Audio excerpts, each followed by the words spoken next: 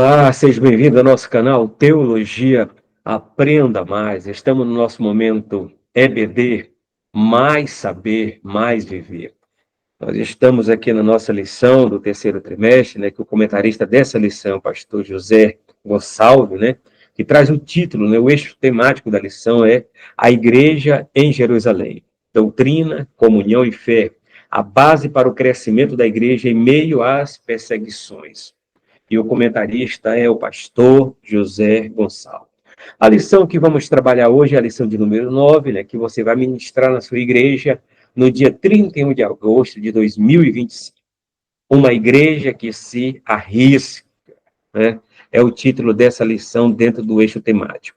O texto áureo é: mas ele, estando cheio do Espírito Santo, fixando os olhos no céu, viu a glória de Deus e Jesus que estava à direita de Deus. Olha só, que Jesus estava de pé na direita de Deus. É só você analisar Atos capítulo 7, versículo 55, né? Quando Estevão olha para o céu. Outra questão bem precisa também, na verdade, prática, né? A igreja foi capacitada por Deus para enfrentar o mundo que é hostil à sua fé e valores, né? Olha só, a excelência da verdade prática, né? A igreja foi capacitada por quem? Por Deus, né? E se de fato ela foi capacitada por Deus, e de fato sim fora, né, conforme a Bíblia Sagrada, ela está preparada para enfrentar o mundo que é hostil à sua fé e aos seus valores, né? E essa igreja, para enfrentar esse mundo, né, que vem com a desconstrução de valores, né, judaico-cristão, é uma igreja que tem que estar cheia do Espírito Santo de Deus, pegando a figura de Estevão, né, como um componente, né, como um membro dessa igreja, né, que foi capacitada por Deus. Então, aqui já começa já um quadro apologético. A capacitação vem de Deus. A leitura bíblica em classe está registrada em Atos capítulo 6, do versículo 8 ao 15, Atos capítulo 7, versículos 54 a 60, né? Aqui fala a história de Estevão, né, nesses dois capítulos, né? Esses breves versículos que fala sobre a história desse jovem, né? Que possivelmente ele tinha em torno de 25 a 35 anos de idade, possivelmente, né? Possivelmente, se a gente for pegar no contexto cultural, o contexto da vida ativa de uns judeus daquela época. Ok? Então, Estevão, cheio de fé e de poder, olha só, de poder, fazia prodígios, era muito usado. E grandes sinais entre o povo, né? Então, era um instrumento na mão de Deus. E levantaram-se alguns que eram da sinagoga, chamada dos libertos, e dos sirineus, e dos alexandrinos, dos quais era da Cilícia e da Ásia, e disputava com Estevão, né? Então teve um debate, teve um colóquio, ainda que tiveram alguma covardia ali naquela parte, mas Estevão permaneceu como um apologista, né? Um apologeta na defesa da fé cristã. E não podia resistir à sabedoria e ao espírito com que falava, né? E diz os textos que eu só coloquei essa parte aqui, eu quero que você faça a leitura, né, na sua no seu momento cotidiano, no seu momento devocional, e também a leitura que você vai fazer em sala de aula, né? Mas lá no último texto fala que o seu rosto brilhava como anjo, né? Então aqui está uma verdadeira pessoa que é luz do mundo e sal da terra. Vamos falar um pouco sobre ele, né? Na introdução aqui a gente começa aqui. Na lição de hoje vamos conhecer um pouco mais sobre a vida de Estevão, um dos 7 escolhidos, né, para a diaconia, né, que foi estudado na lição de número 8, né, que está registrado em Atos 6, 1 e 7. Quando lemos esse texto do livro de Atos, logo percebemos que estamos diante de uma pessoa extraordinária, de grande fé, cheio do Espírito Santo e de sabedoria, né? Um autêntico cristão destemido, né? Estevão é o modelo para todo cristão e, sem dúvida, né, serve de modelo para uma igreja do Senhor, né? Claro que serve de modelo.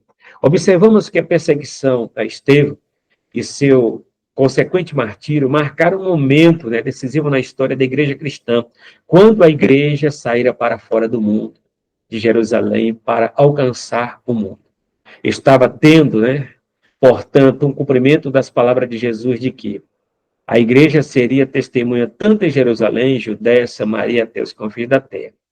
Atos 8 e 1 marca o início daquilo que foi anunciado em Atos 1 e 8, tá? Então aqui está o cumprimento, que a gente pode ver que a igreja estava ali parada, somente em Jerusalém, e estava descumprindo, né, o que está em Atos 1 e 8, né?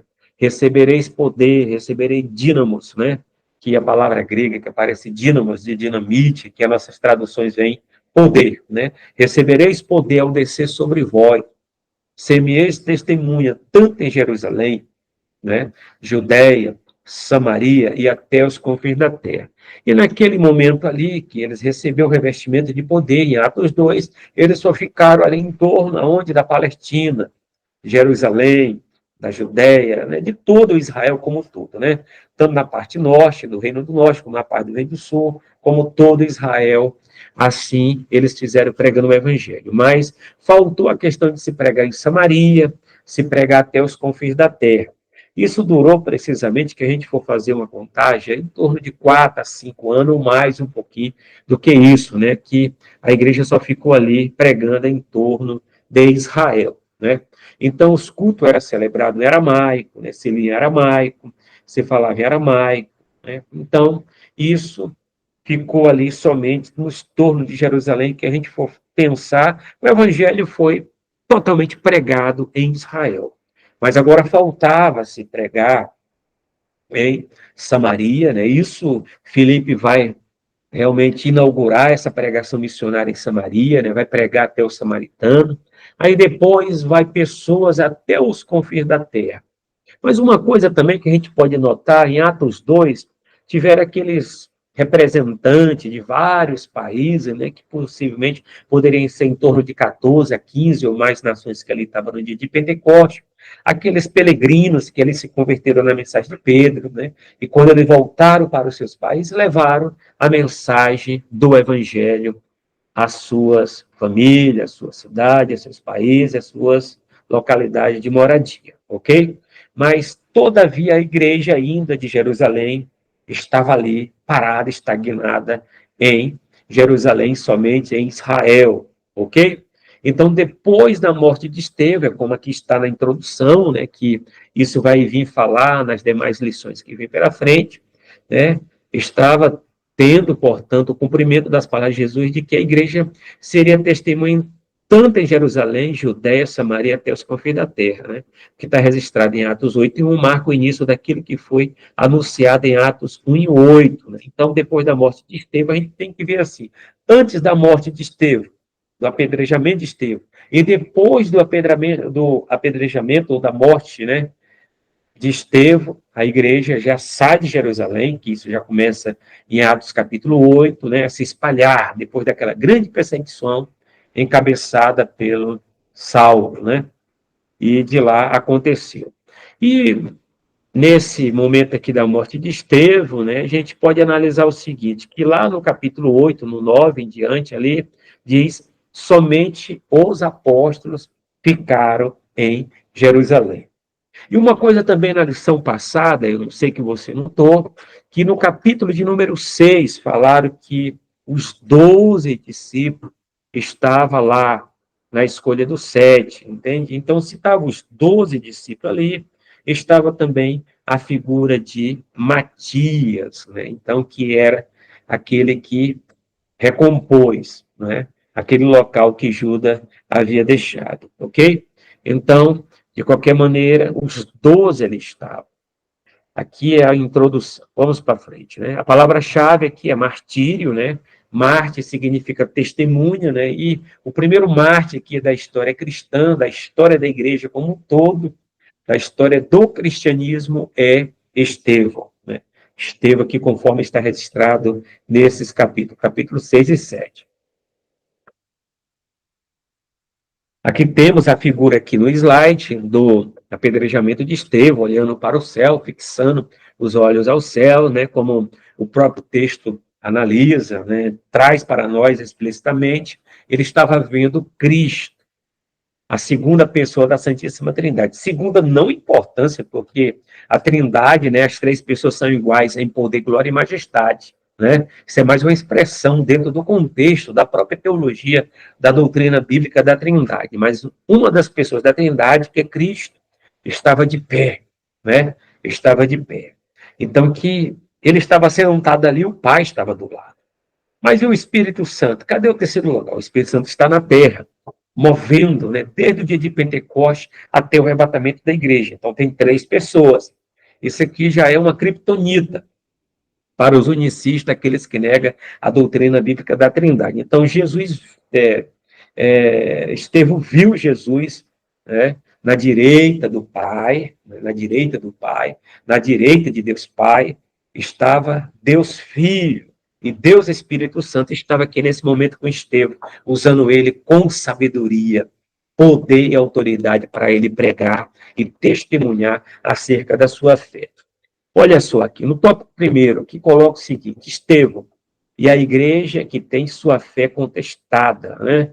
Então, essa questão aqui desse choque, dessa colisão cultural, dessa colisão de ideias, dessa colisão teológica, foi o que Estevão chamou a atenção no bom sentido, né? Trouxe todo o sinédrio para uma reflexão. Mas só que entrou naquela questão, né, que era para se discutir ideias, né, mas partiram para o campo pessoal, né, para o campo lá dos sentimentos, e assim causou a morte de Estevão. O subtópico, aprendendo com Estevão, né, vamos aprender um pouco com ele. Né? Com Estevão, em Atos 6 e 7, aprendemos que a sua fé cristã sempre será questionada. Ele enfrentou a oposição e todo cristão também enfrentará. Né? Enfrentará. A fé será colocada à prova, sem espaço para uma indecisão. Além disso, Estevão nos ensina que todo cristão deve saber defender a sua fé. Quando fala que todo cristão tem que saber defender a sua fé, está falando de apologia. A palavra apologia significa defesa, né? Defesa da fé. Então a gente usa assim, aquele que escreve obras, né, de defesa da fé cristã, chamada de apologista. É por isso que nós temos chamados pais da igreja, né, que são aqueles escritores, teólogos que viveram depois dos apóstolos, do século II em diante, tem os chamados pais da igreja, tem os chamados pais polemistas, tem os chamados pais apologistas, aqueles que realmente escreveram para defender a fé cristã diante da perseguição, diante das heresias, diante dos ataques que vieram contra a igreja. E o primeiro apologista aparece aqui, Estevão, diante do Sinédrio. E o Sinédrio é composto aqui, né, que era o tribunal religioso judaico, né, que era o Supremo Tribunal Federal, né, era o Supremo Tribunal Religioso dos judeus, e de lá o Sinédrio era composto por 71 membros, né, desses 71 membros, o sumo sacerdote era o presidente desse conselho, né, do Sinédrio. Então, era 71 membros, cujo cabeça era o sumo sacerdote, e naquela época ainda era Caifás, ok? Então, o Sinédrio era composto de fariseus e saduceus, né? Se a gente for contar um número que naquela época em Israel tinha mais de 6.000 fariseus e muitas sinagogas, né? Tinha uma sinagoga lá, que tinha o nome Sinagoga de Jerusalém, sinagoga lá dos libertos, sinagoga alexandrina, né, que era dos judeus alexandrinos, sinagoga lá de Cirene, de Tarso e etc. Então, tinha muitas sinagogas. E para se formar uma sinagoga, só se precisava de 10 pais de família, né, 10 a 12 pais de famílias, né, para se começar um projeto de uma sinagoga, que era um projeto de a sinagoga tinha como objetivo, né, se reunir ao sábado para estudar a Torá, que é o Pentateuco, os 5 primeiros livros de Moisés. E aqui Estevão, esse jovem que aparece pela primeira vez na história, ele aparece no capítulo 6 de Atos, né, que foi estudado na lição 8ª, né, ele aparece lá como um dos 7 diáconos, né, que foram escolhidos para servir à mesa, né, diante daquele momento que aconteceu, aquele fato que aconteceu na história da igreja em Jerusalém. Estevão é um dos escolhidos. E ele se destaca, né, em alguns versículos aqui no capítulo 6, e precisamente no capítulo 7, né, devido ser um homem de boa reputação, um cara de caráter, né, irrepreensível, um jovem realmente que tinha uma maturidade de fé muito excelente. E também um homem cheio do Espírito Santo. Quando se fala um homem cheio do Espírito Santo, não quer dizer um cara que está só no reteté, no pula-pula, no cai-cai, não. O homem cheio do Espírito Santo é um homem dirigido pelo Espírito Santo de Deus, que tem um equilíbrio dentro da direção do Espírito Santo de Deus. Era um homem também de sabedoria, né, diante dos problemas, diante das dificuldades, diante das lutas que ele poderia saber entrar e saber sair, como Salomão assim fez diante daquele episódio ao qual aquelas duas mulheres apresentaram aquela criança, que foi aquele contexto de Salomão, teve uma sabedoria lá, né? Então Estevão era um homem cheio de sabedoria. E aqui era um homem que tinha uma oratória, né? E um conhecimento também de toda a Tanakh. A Tanakh, quando eu falo, é a Bíblia hebraica dos judeus, que é o nosso Antigo Testamento, né? Porque essa palavra Antigo Testamento, ela é cristã, ela aparece do século II em diante, né? Que significa Antiga Aliança, né? Que significa Antigo Pacto, né? De Deus e Israel. Então, se você for falar assim, cadê o Antigo Testamento para os judeus, ele não vai conhecer. Agora, se perguntar, cadê a sua Tanakh, né? Que é essa questão das três divisões, Torá, que é os 5 primeiros livros de Moisés, que Torá significa instrução, significa lei, ensino. Cadê os seus Neviim, né, que significa os profetas anteriores, posteriores? Cadê os seus Ketuvins, né? Então, que são os escritos e etc. Tá. Ok? Mas, de qualquer maneira, Estevão conhecia toda a história de Israel, começando de Abraão até o reinado de Salomão, até a caída lá do reino, né, de Israel, né, a questão do cativeiro, e também ele bastante ressaltou, né, a questão quando Abraão foi chamado ainda lá em Ur dos Caldeus, né, na Mesopotâmia, tá? E ele coloca aqui muito bem explicada a história de Israel. E uma das coisas também que ele fala do Hamashia, né, do Messias, que é o cumprimento da profecia do Antigo Testamento, porque todo o Antigo Testamento aponta para Cristo. E aqui ele é um ótimo defensor da fé cristã. Explica e sustenta as crenças cristãs é uma responsabilidade da igreja, né? Explicar e sustentar as crenças cristãs é uma responsabilidade da igreja, e cada crente precisa entender no que acredita e como responder a desafio. É aquela carta Petrina, no capítulo 3:15, né? Estais preparado para responder a razão da vossa esperança em Cristo, né? A gente fala, estais preparado para responder a razão da vossa fé. Então, devemos estar preparados para responder acerca do nosso conhecimento doutrinário, acerca do nosso conhecimento salvífico, como assim fez Estevão na defesa da fé cristã, diante do Sinédrio, que era o Supremo Tribunal Religioso dos judeus naquela época. No entanto, em um mundo que muitas vezes se opõe ao cristianismo, não basta apenas defender a fé, é preciso estar preparado para até mesmo, né, para enfrentar perseguições. Então, já começou a perseguição aqui, já a igreja já começa em perseguição, já começa a perseguição com a cabeça da igreja, que é Cristo, e assim Cristo também deixou bastante ratificado que a igreja assim também ia sofrer grandes perseguições, porque ele sofreu perseguições, né? E ele mesmo disse em João 16:33, no mundo tereis aflições, né? Então, aquele que professa a sua fé, prega o evangelho de maneira bíblica, verdadeira, sempre vai ter perseguições. Estevão é um exemplo de coragem, mostrando que tanto o cristão quanto a igreja deve estar disposto a permanecer firme, mesmo que isso significa perder a liberdade ou até mesmo a própria vida, né? Então, é isso, né? Estevão já estava convicto, né? Mesmo sabendo que poderia perder a sua liberdade, perder a sua própria vida, mas ele estava convicto que aquilo que ele estava professando e pregando é a verdade que poderia e pode libertar o mais vil pecador, né? Então, a fé sobre ataque, né? Essa fé que é um conjunto, como fala, a fé que uma vez foi dada aos santos, conforme está naquele bilhete, a carta de Judas, e essa fé que Judas apresenta, que é a fé que uma vez foi dada aos santos, não fala a fé, que é somente o ato de crer, mas fala que é um conjunto de princípios, de doutrinas, né? A cristologia, a pneumatologia, a doutrina da salvação, a doutrina de Deus, tudo aquilo que Deus assim nos ensinou acerca de Cristo. Lucas nos conta que em um momento do ministério de Estevão, um grupo de judeus que via fora de Israel chamado de judeus helenistas, né, aqueles judeus de fala grega, né, se levantou contra ele. Esses judeus faziam parte da diáspora, né, que aqueles judeus que estavam fora de Jerusalém, ou seja, eram pessoas que tinham se espalhado por outras regiões fora do território de Israel. Eles não concordaram com o que Estevão estava ensinando e começaram a se opor ao seu trabalho, né? Então, aqui nós temos aqui os judeus. Fala judeu, judeu, aquele que nasceu na Jerusalém, né, que fala o aramaico. E os judeus da dispersão, os judeus da diáspora, é os judeus que fala grego, né? Quando fala judeus helenistas, aqueles judeus de fala grega, tá? Então, eles se opuseram a Estevão. Esse levante aconteceu logo após Estevão fazer prodígios e grandes sinais entre o povo, né, conforme está registrado no versículo 8 do capítulo de número 6. Né. É interessante observar que o verbo grego aqui usado aqui, né, anistemi, com o sentido de levantar. É o mesmo verbo usado por Marcos, quando diz que houve, né, testemunhas falsas que se levantaram para acusar Jesus, né, que foi aquela questão lá que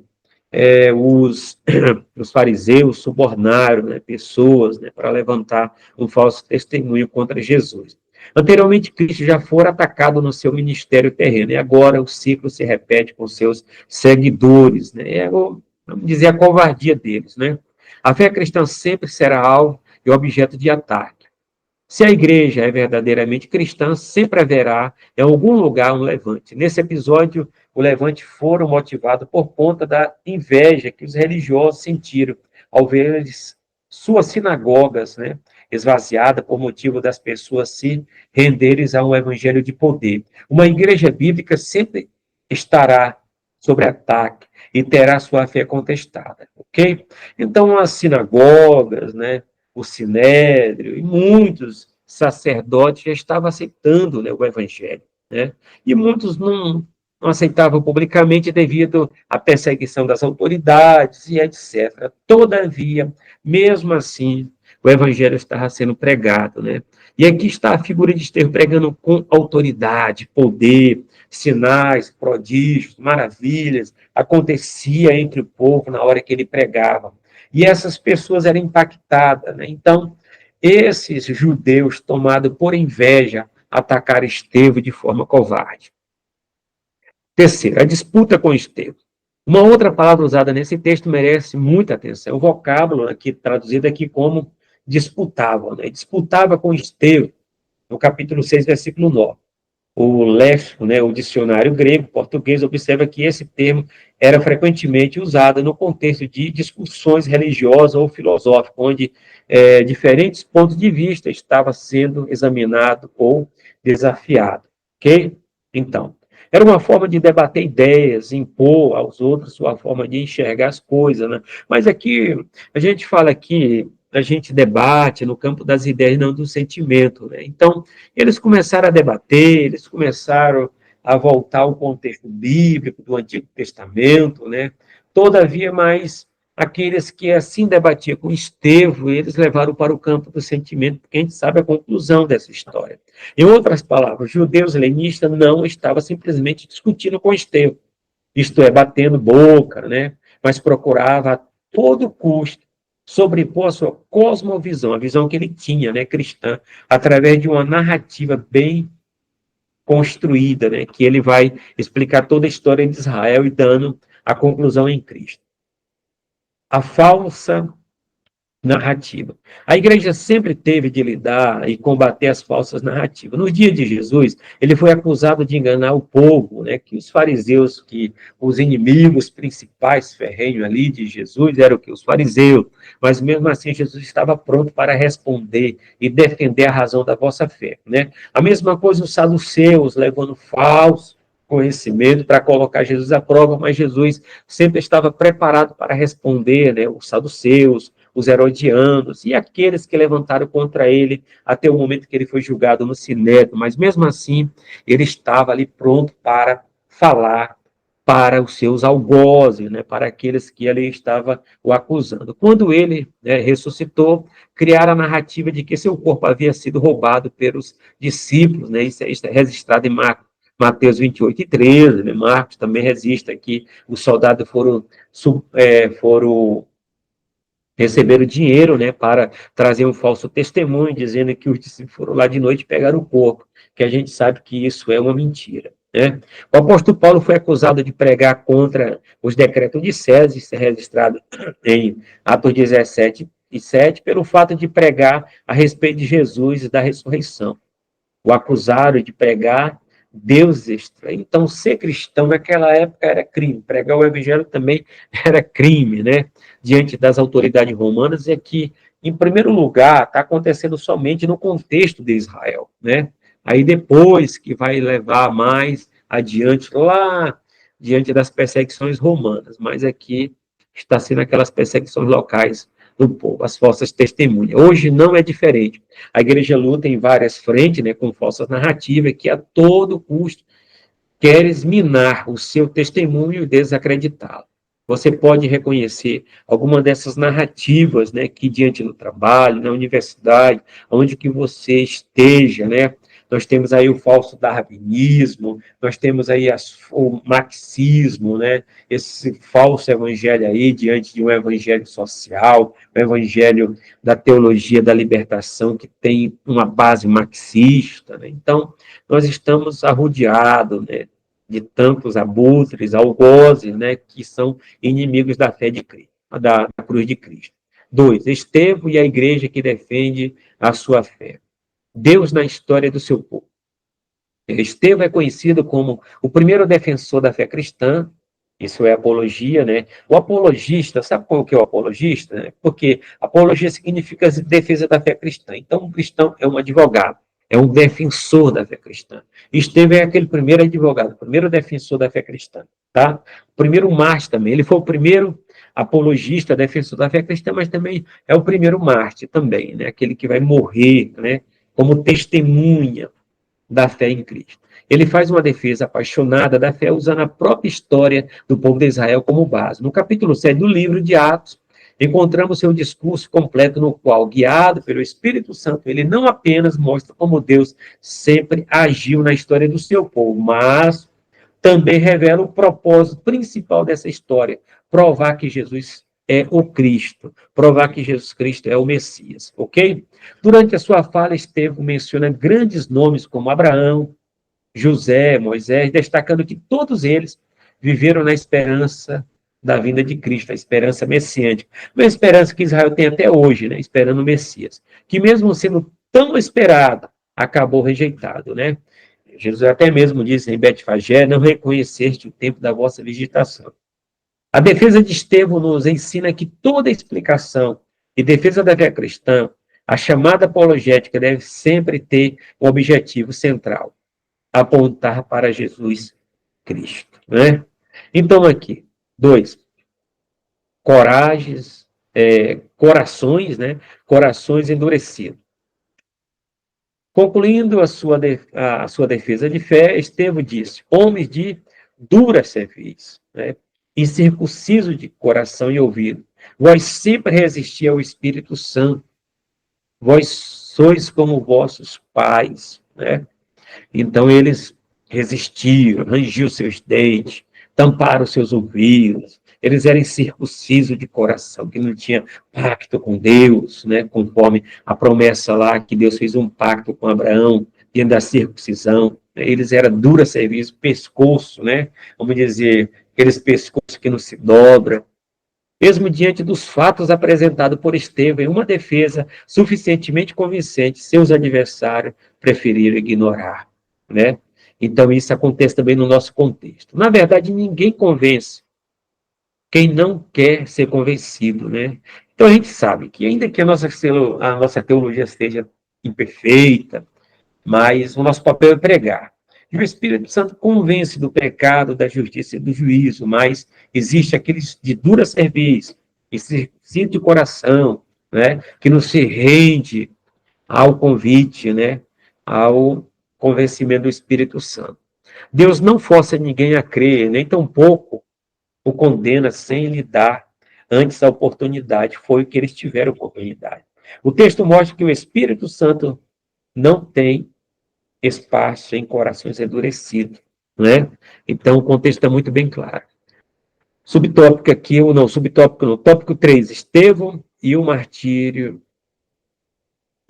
martírio da igreja, né? Contemplando a vitória da cruz. Diante de um grupo enfurecido, 7:54, Estevão contemplou a glória de Deus. Né?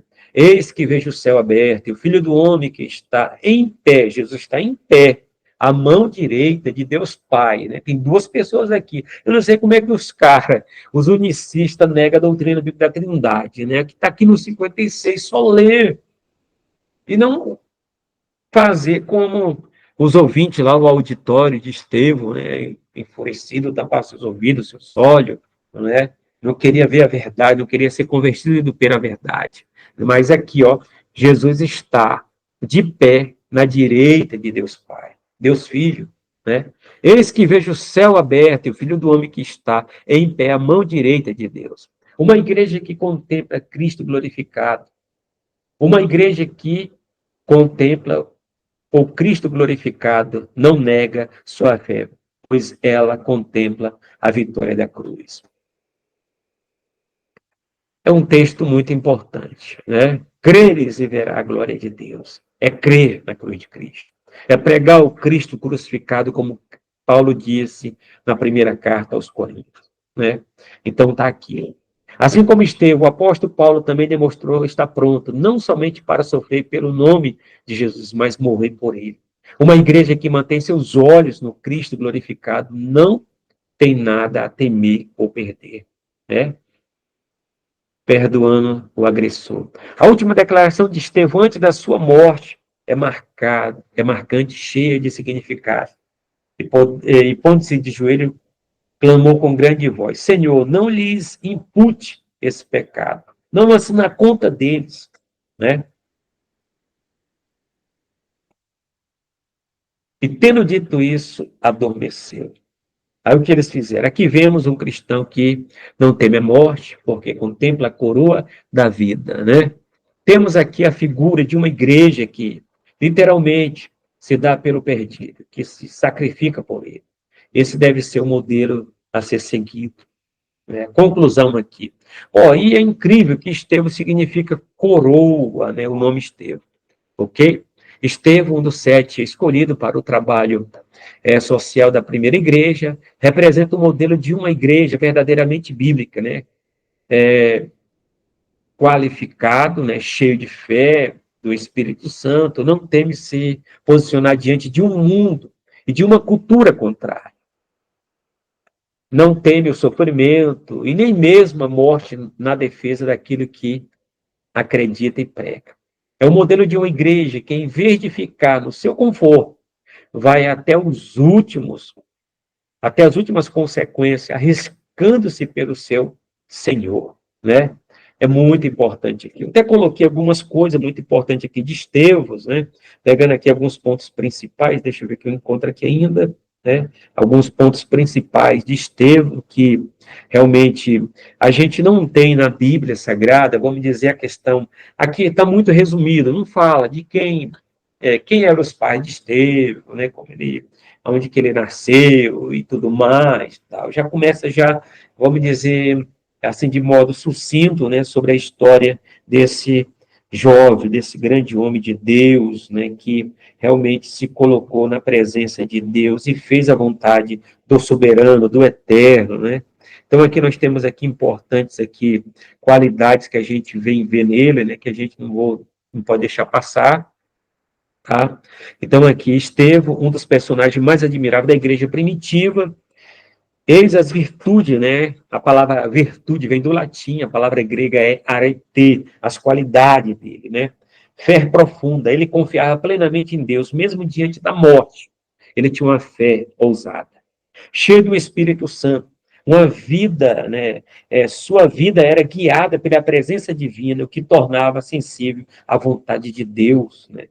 Assim o Espírito Santo guiava. Sabedoria espiritual, debatia com profundidade e clareza, e ninguém conseguia resistir à sua sabedoria. Olha o conhecimento que esse jovem tem do Antigo Testamento. Ele começa descortinando toda a história de Israel, desde Abraão, né? Desde Abraão, o nosso pai na fé, né? Até o reinado de Salomão, chegando à conclusão do Messias.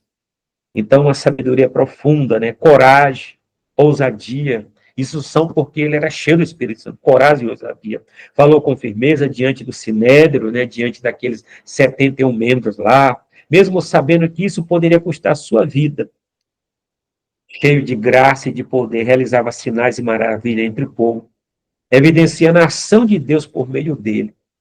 Outra, visão celestial. Antes de morrer, teve uma visão do céu aberto e viu Jesus à direita de Deus. Outra questão, perdão. Naquele momento que ele estava morrendo, perdão e compaixão.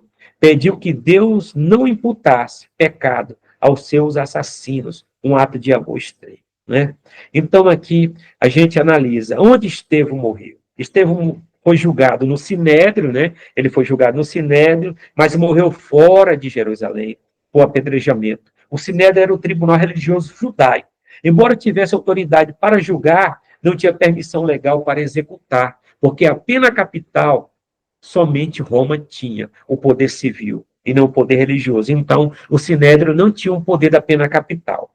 Outra questão aqui, né? Alguém especial sobre o domínio romano. Por isso, sua morte foi resultado de uma ação impulsiva e violenta da multidão que o levou para fora da cidade, conforme está registrado em Atos 7 e 58.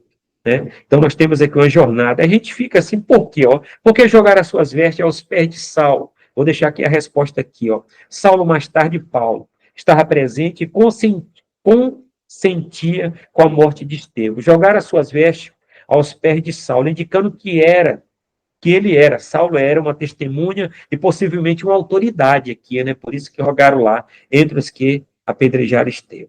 Também pode simbolizar que Saulo guardava as roupas dos executores, né? Executores, permitindo que eles tivessem liberdade para agir, um sinal de cumplicidade e tudo mais. Eu acho que era mais uma autoridade, né? Que Paulo era uma autoridade e lá jogava as vestes, lá, sei lá, né, dizendo que ele foi apedrejado por determinada coisa, porque Saulo é um perseguidor, né? E assim vai acontecer que a gente vai estudar uma lição, que Paulo pediu, né, permissão, carta, para perseguir lá de Damasco, né, a igreja, que era os chamados, a igreja, né, que assim Paulo foi perseguir lá em Damasco, né, que recebe o nome de, agora fugiu o nome que está em Atos capítulo 9, né, então Saulo não está perseguindo a igreja, está perseguindo o próprio Cristo que a gente vai estudar, ok?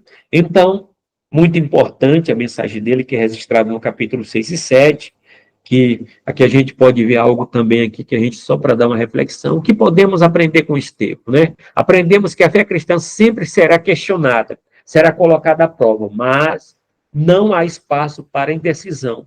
Estevão nos ensina que todo cristão deve saber defender a sua fé. Isso é verdade. Estais preparado para responder à razão da vossa fé. Outra questão aqui.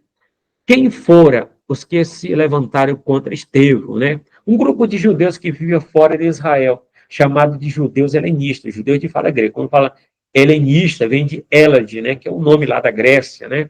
Então, eram judeus da diáspora que falavam grego. Se levantaram contra ele e esses judeus faziam parte da diáspora, ok? Então, terceiro, contra o que a igreja sempre teve que lidar e combater. Vamos lá. A igreja sempre teve que lidar e combater as falsas narrativas, né? As falsas doutrinas, aqueles que se levantam contra nós. A igreja luta em várias frentes com falsas narrativas que a todo custo querem minar o seu testemunho e desacreditar, né? O diabo está ao nosso derredor. Como Estevão fez uma defesa apaixonada da fé, né? Ele faz uma defesa apaixonada da fé, usando a própria história do povo de Israel com base. Né? Ele começa lá de Abraão e vai até a conclusão do Messias. O que Estevão pode contemplar diante de um grupo enfurecido? Olha o que ele contempla. Diante de um grupo enfurecido, conforme está registrado em Atos 7:54, Estevão contemplou a glória de Deus. Eis que vejo o céu aberto e o Filho do Homem, que está em pé à mão direita de Deus Pai, tá? Então, Deus Filho está aqui à mão direita de Deus Pai. Ele até usa a linguagem aqui lucana, né? E, na verdade, Lucas que escreve o livro de Atos, né? Filho do Homem. Então, o céu estava aberto. Ele pôde contemplar a glória de Deus ali, né? Então, aqui terminamos a nossa lição da Escola Bíblica Dominical, né, que você vai ministrar na sua igreja, né, vai ministrar no dia 31 de agosto, e vai falar sobre essa história de Estevão, que é uma história fantástica, uma história que nos é uma referência, né, para a igreja, para todos nós estarmos preparados para responder à razão da vossa fé, que é a lição de número 9. Uma igreja que se arrisca, né?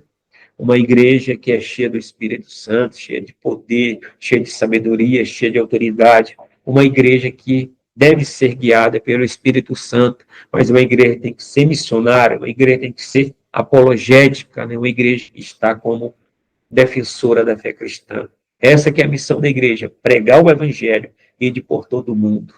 Pregar o evangelho, né? Quem crer e for batizado será salvo, quem não crer será condenado. Tá bom? Então, que Deus possa nos abençoar, que Cristo te dê essa oportunidade de salvação, que a salvação é uma experiência transformadora do encontro do homem com Deus. Amém? Até a próxima.